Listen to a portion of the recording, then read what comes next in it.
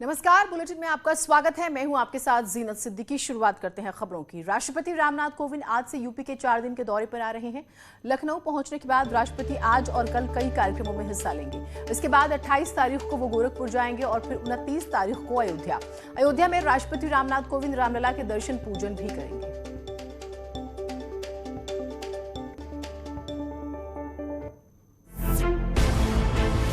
राष्ट्रपति रामनाथ कोविंद आज से उत्तर प्रदेश दौरे पर आ रहे हैं। सुबह करीब 11:30 बजे लखनऊ एयरपोर्ट पर महामहिम का स्वागत होगा।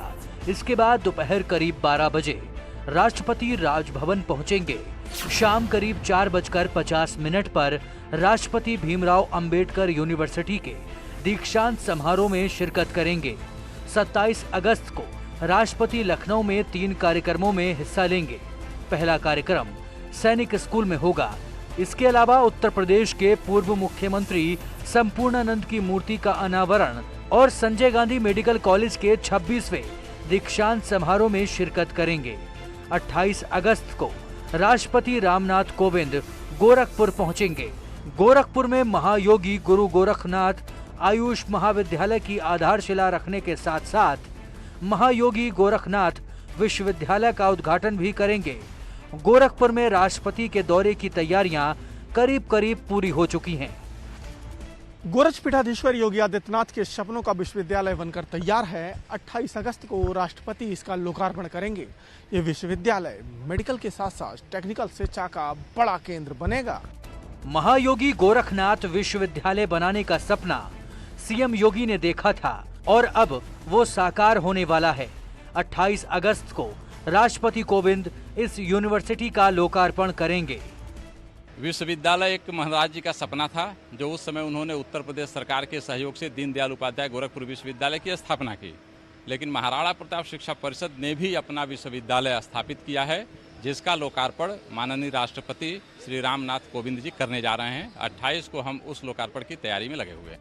गोरखपुर के बाद राष्ट्रपति रामनाथ कोविंद अयोध्या जाएंगे। महामहिम के रामनगरी दौरे को लेकर सभी इंतजाम पुख्ता कर लिए गए हैं। अयोध्या में रामलला के दर्शन करने के साथ साथ राष्ट्रपति कई कार्यक्रमों में शामिल होंगे। मर्यादा पुरुषोत्तम के भाव से देखते हैं। कोई रामराज के स्थापना करता संकल्पना को लेकर के आगे बढ़ने वाले राजा के रूप में देखता है। अलग अलग भाव से लोग देखते हैं। प्रत्येक व्यक्ति चाहता है, उसके जीवन की आकांक्षा होती है कि एक बार जो भी भाव रखता हो प्रभु श्री राम के अयोध्या जी में जाके दर्शन अवश्य करे। राष्ट्रपति जी भी आ रहे हैं, उनका स्वागत है। राष्ट्रपति रामनाथ कोविंद अयोध्या जाने के लिए प्रेसिडेंशियल ट्रेन का सफर करेंगे। लिहाजा रेलवे की तरफ से भी सुरक्षा समेत तमाम इंतजाम परखे जा रहे हैं। महामहिम का दौरा 29 अगस्त को है, इसलिए हर स्तर पर तैयारियां पुख्ता की जा रही हैं। जो अयोध्या में राष्ट्रपति के आगमन की तैयारियां हैं वो तेज हो गई हैं। इसमें सुरक्षा की तैयारियां हैं और फिर उसके बाद दर्शन पूजन और रामायण कॉन्क्लेव के दरमियान तमाम धार्मिक आयोजन भी किए जाएंगे। अयोध्या से न्यूज़ 18 के लिए निमिष गोस्वामी। खबर आ रही है कि कानपुर में बड़ा हादसा हुआ है। मकान गिरने से 3 लोगों की मौत हो गई है। रिजवी रोड पर यह मकान गिरा है। अब कानपुर से बड़ी खबर आ रही है कि एक मकान गिर गया रिजवी रोड पर, जहां 3 लोगों की मौत हो गई। अब देखिए, मकान क्या पुराना मकान था या किसी हादसे का शिकार हुआ, ये जरूर जांच का विषय है। अमित गंजू हमारे साथ, हमारे सहयोगी जुड़े हुए हैं। अमित जी, ये पूरी खबर बताइएगा। क्या मकान बहुत पुराना था या कोई इंसिडेंट हुआ, क्या कारण रहा?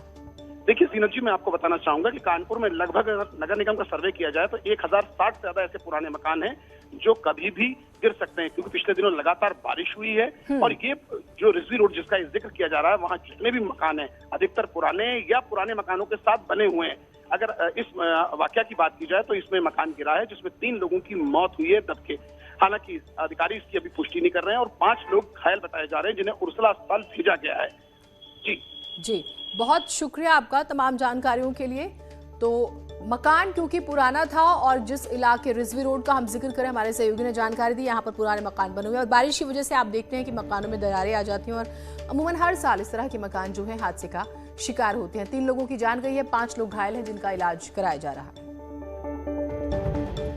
2022 की तैयारियों में जुटी बीजेपी यूपी चुनाव में पीएम मोदी की लोकप्रियता को भुनाने के लिए प्लान तैयार कर चुकी है।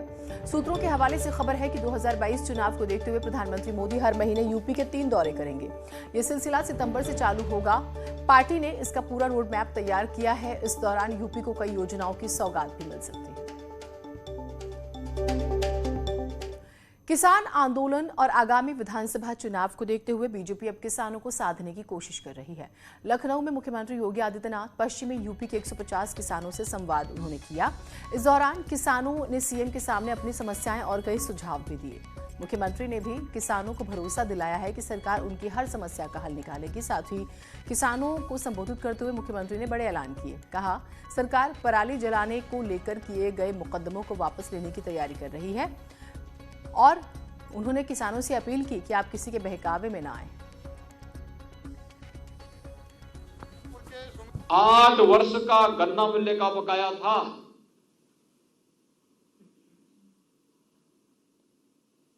छियानवे महीनों का गन्ना मूल्य का भुगतान गन्ना किसानों का बकाया था।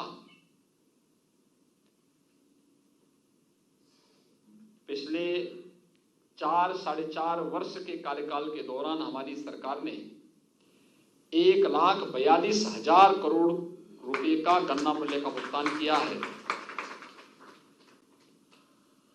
आज हम इसको 96 महीने से घटा करके 4 महीने लेके आ गए हैं।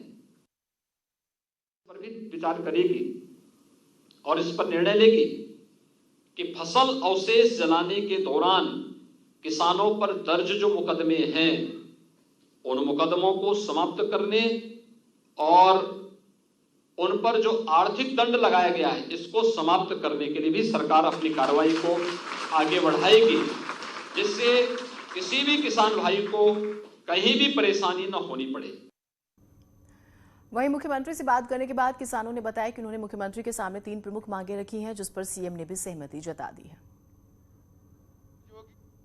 पहले तो आदरणीय मुख्यमंत्री जी को धन्यवाद दिए हैं कि यह पहली सरकार है देश की आज़ादी के बाद जो अब तक 82% गन्ना मूल्य का भुगतान कर चुकी है। तो ये चाहते थे गन्ना मूल्य का भुगतान मूल्य बढ़े और आदरणीय मुख्यमंत्री जी ने किसानों के मांगों से अपनी सहमति दिखाई है और गन्ने का मूल्य बढ़ाने के लिए वादा किया है, आश्वासन दिया है और आने वाले दिन वो गन्ना मूल्य बढ़ाएंगे भी।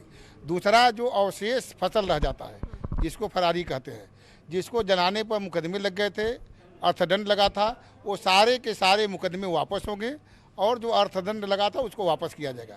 तीसरी बात यह हुआ कि जो बिजली का कनेक्शन ट्यूबवेल के लिए लिया गया है, यदि बिजली का बिल नहीं जमा है तभी उसका कनेक्शन काटा नहीं जाएगा। और किसान संवाद में जो किसान आए थे अनेक प्रकार के सुझाव सरकार को दिए हैं और आदरणीय मुख्यमंत्री जी ने आश्वासन दिया है कि उनके सारे सुझावों पर हम प्रयास करेंगे कि उनकी मांगों को पूरा किया जाए। आज किसानों ने बताया कि कहने को अपने आप को अराजनैतिक कहते हैं, लेकिन शुद्ध रूप से वो राजनीति से प्रेरित हैं। दूसरे दलों के वो मोहरा बने हुए हैं। दूसरे दल हमेशा से कभी उनका हार्दिक पटेल एजेंडा होते हैं, कभी कन्हैया कुमार होते हैं, आज वो राकेश टिकैत उनके एजेंडा हो गए हैं।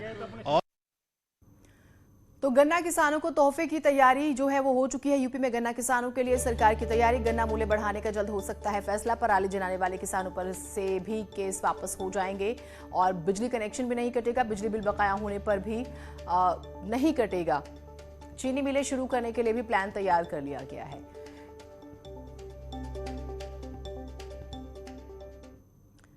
तो केंद्र सरकार ने गन्ना किसानों को बड़ा तोहफा दिया है। सरकार ने गन्ने का समर्थन मूल्य बढ़ा दिया। प्रधानमंत्री मोदी की अध्यक्षता में हुई केंद्रीय कैबिनेट की बैठक में गन्ना का एफआरपी बढ़ाकर 290 रुपए प्रति क्विंटल कर दिया गया है। मंत्रिमंडल ने गन्ना किसानों को खुशखबरी दी है। पीएम नरेंद्र मोदी की अध्यक्षता में केंद्रीय मंत्रिमंडल ने गन्ने पर एफआरपी यानी फेयर एंड रिम्यूनरेटिव प्राइस बढ़ाकर 290 रुपए प्रति क्विंटल करने का फैसला लिया है। इससे देश भर के करोड़ों गन्ना किसानों को लाभ होगा। अगले शुगर सीजन में गन्ना किसानों को एफआरपी के तहत लगभग 1 लाख करोड़ रुपए अतिरिक्त प्राप्त होंगे। वहीं इस मौके पर पीयूष गोयल ने यूपी के गन्ना किसानों को भुगतान के लिए सीएम योगी को बधाई दी। उन्होंने कहा कि पहले गन्ना किसानों को भुगतान के लिए कई सालों तक भटकना पड़ता था, लेकिन सीएम योगी ने गन्ना किसानों की समस्याओं को दूर करने के लिए काफी काम किया, उनका भुगतान किया। आप शायद वो दिन भूल रहे हैं जब एक जमाना था कि सालों साल तक यूपी की चीनी मिलें गन्ना किसानों को अपना पैसा नहीं दिया करती थी, संघर्ष करना पड़ता था, सड़कों पे आना पड़ता था अपना पैसा रिकवर करने के लिए। मैं माननीय योगी आदित्यनाथ जी मुख्यमंत्री जी को बधाई दूंगा कि उन्होंने लगातार इस विषय को अपने पूरे कार्यकाल में बहुत संवेदना के साथ और बहुत सख्ती से इस विषय के ऊपर चिंता की। विनेश पवार हमारे सहयोगी मुजफ्फरनगर से जुड़े हुए हैं। विनेश, क्योंकि गन्ने की बातें हो रही हैं तो पश्चिमी यूपी भी जहन में आता है। ये जो अनाउंसमेंट हुई है, चाहे समर्थन मूल्य की बात करें या फिर हम बिजली का बिल जो है वो माफ होने की बात हो, या फिर पराली जलाने के बाद जो धाराएं लगाई जाती है यानी वो केस वापस लेने की बात हो, किसान क्या कह रहे हैं? देखिए, सबसे पहले बात यह है कि अब जो ये मुद्दे हैं, इन मुद्दों को लेकर मुझे लगता है कि किसानों की जो नब्ज है वो सरकार ने पकड़ ली है, क्योंकि पिछले काफी समय से मांग ही यही चल रही थी किसानों की। जो मुख्य मांगे थी, किसान चाहता ही यही है कि उसका जो समर्थन मूल्य है उसमें बढ़ोतरी की जाए, उसके बिजली का जो बिल है वो माफ किया जाए, और जो पराली को लेकर जो मुकदमा दर्ज करने की बात जो चल रही थी, जो उन पर जुर्माने लगाए गए थे, वो हटाए जाए। तो निश्चित तौर पर इससे किसान खुश होगा। और किसान चाहता भी पहले से यही था कि सरकार कम से कम किसानों की तरफ ध्यान दे, क्योंकि जहां एक तरफ भारतीय किसान यूनियन ने पिछले काफी लंबे समय से धरना दिया हुआ है, वहीं उसी बीच में कई ऐसे मुद्दे आए हैं जब किसानों की नब्ज टिटोलने का हम लोगों ने काम किया है, किसानों के मन की बात लेने की हमने प्रयास किए हैं। तो हर मुद्दे को लेकर जब भी बात किसानों से की गई तो किसानों के मुख्य मुद्दे यही सामने आए थे कि जहां एक तरफ किसान चाहता था कि उसके समर्थन मूल्य गन्ने का जो दाम है वो बढ़ाकर दिया जाए, किसानों का बिजली का बिल माफ किया जाए, और साथ ही साथ जो पराली को लेकर मुकदमे दर्ज किए गए हैं और पराली को लेकर जो एक कानून बनाया गया है ये उन पर ना थोपा जाए। तो निश्चित तौर पर सरकार ने जो ये लागू किया है तो किसानों को बहुत शुक्रिया आपका तमाम जानकारियों के लिए। विपक्ष कहता है कि ये सभी फैसले जो हैं चुनावी है, हालांकि प्रश्न ये भी है कि जो किसान धरने पर बैठे हैं, सरकार की इन घोषणाओं के बाद क्या उनकी नाराजगी दूर हो जाएगी? गाजियाबाद में दो पक्षों में मारपीट हुई है। जमीनी विवाद में मारपीट में दोनों पक्षों के कई लोग घायल हुए हैं। पंचवटी कॉलोनी की ये घटना है। तो गाजियाबाद से खबर आ रही है, जमीनी विवाद में जो है मारपीट हुई है।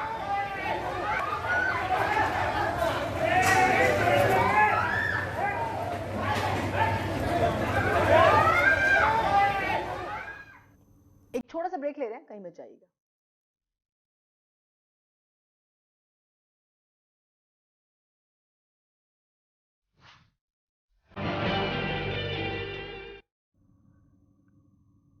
और इसी बीच बड़ी खबर कानपुर से आ रही है। यहाँ बड़ा हादसा हुआ है। दरअसल मकान पुराना था, बारिश की वजह से रिजवी रोड पर ये मकान गिर गया, जिसमें 3 लोगों की मौत हो गई और 5 लोग घायल हैं और इन्हें अस्पताल में भर्ती कराया गया है। तो कानपुर में बड़ा हादसा हुआ है और जैसे कि हमारे सहयोगी अमित गंजू जुड़े थे और उन्होंने हमें जानकारी भी दी कि ये जो रोड है, ये जो इलाका है, दरअसल यहाँ पर बहुत पुराने मकान बने हुए हैं और पिछले दिनों आपने देखा लगातार बारिश हुई थी और 25 जिले जो हैं जहाँ अलर्ट भी जारी है बारिश को लेकर। तो यहाँ पर ये मकान गिर गया और 3 लोगों की जान चली गई, 5 लोग जख्मी हैं।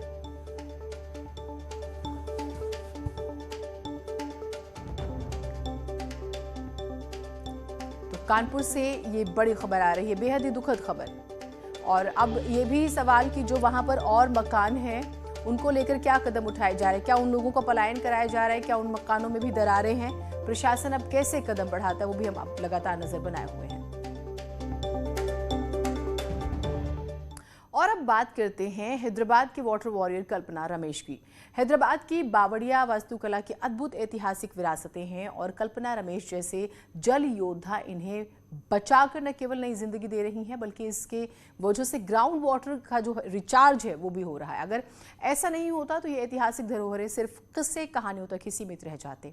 अब जैसे जैसे ये बावड़ियां बरसों से जमा हुई शहरी गंदगी से परत दर परत निजात पा रही हैं, ये शहर के ग्राउंड वाटर को रिचार्ज करने और उसकी वाटर सिक्योरिटी को मजबूत करने के लिए भी फिर से तैयार हो रहे हैं।